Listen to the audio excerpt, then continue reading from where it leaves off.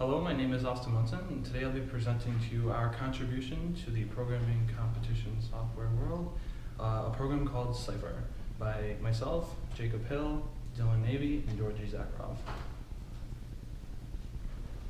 To design and build our product, we first looked at the already existing products in the marketplace.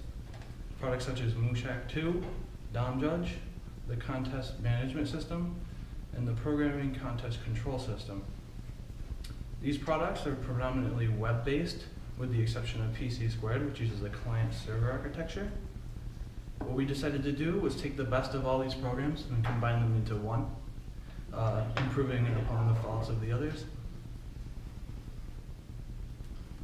Right, and we designed our program to follow a general outline of how a competition should run.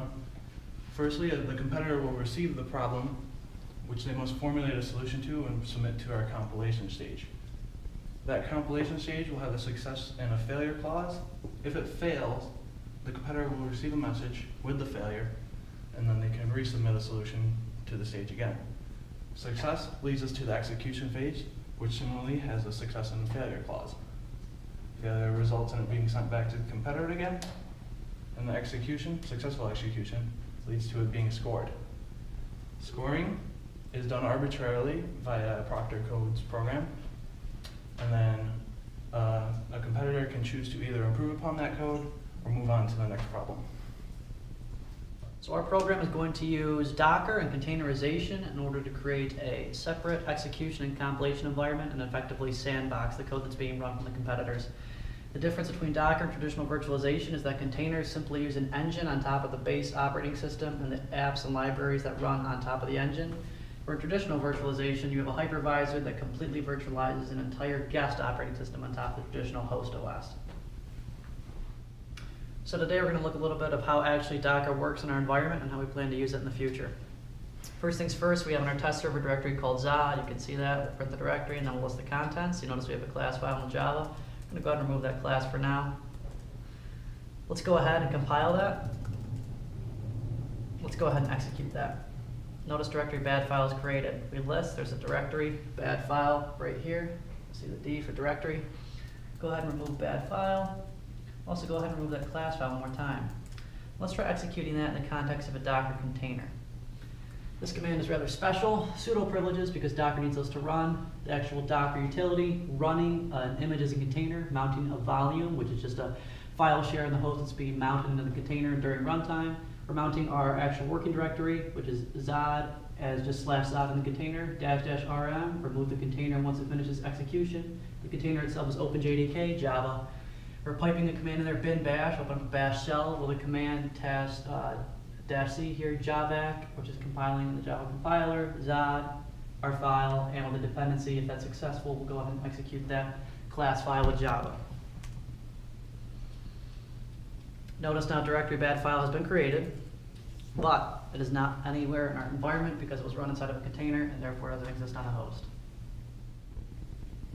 So over the course of our architectural spike, we actually managed to develop a backend for our program. And essentially, the way it is right now is it's multi-threaded, it's asynchronous, and it supports 4 different file types. So .c, .java, .cpp, and .py.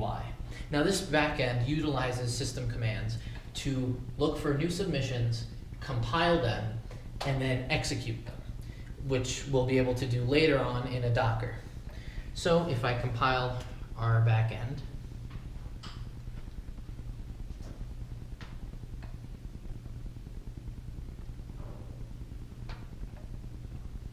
and run it, you can see that it's creating threads and operating on all these files, executing them, and currently, as it stands, it prints the output to the screen.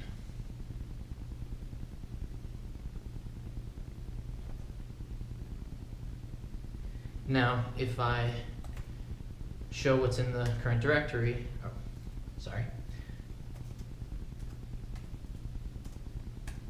you'll see that all of our files have been compiled.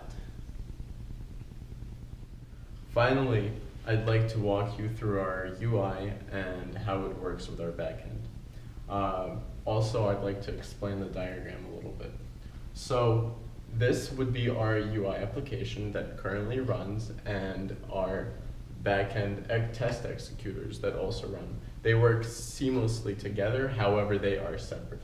The UI app will have 3 fields to submit. They will have the code, the input for the code, and the choosing the language of where on what you wrote your code.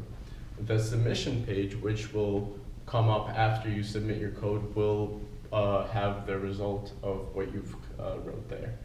And the test executors, which are the backend, will have all the languages from Python, Java, C, and C++. Now, the steps that you need to take in order to have your application run. You will first select the language that you've written your code in, paste your program into the box, and provide the standard input if needed. Click submit and you will have the page pop up. Now, just as a test, here's the home page. I'm going to select Python, and I'm going to paste a quick program that will execute. This will print a bunch of numbers. And since there's no input, no input. After I submit, it will print all the numbers, and that's it.